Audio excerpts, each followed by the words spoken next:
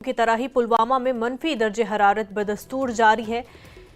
फरल लटकने से सर्दी की शिद्दत में इजाफा हो रहा है और पुलवामा में 8.5 मनफी दर्जे हरारत रिकॉर्ड किया गया है। सर्दी की शिद्दत के दौरान एहतियात बरतने के लिए जिला इंतजामिया पुलवामा ने एडवाइजरी भी जारी की। प्रोग्राम में मुअज़्ज़ज़ अफराद और बच्चों को सुबह और शाम के औकात में घरों में ही रहने की हिदायत दी।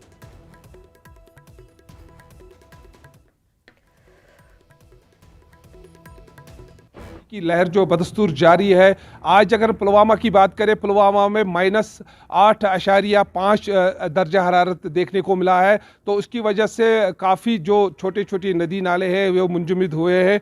तो पहले ही जो ज़िला तरक्याती कमिश्नर है पुलवामा, इन्होंने एक एडवाइजरी भी जारी की है इस सर्दी के अयाम में एहतियात बरतने के लिए। बिलाल खान, न्यूज़ 18 पुलवामा।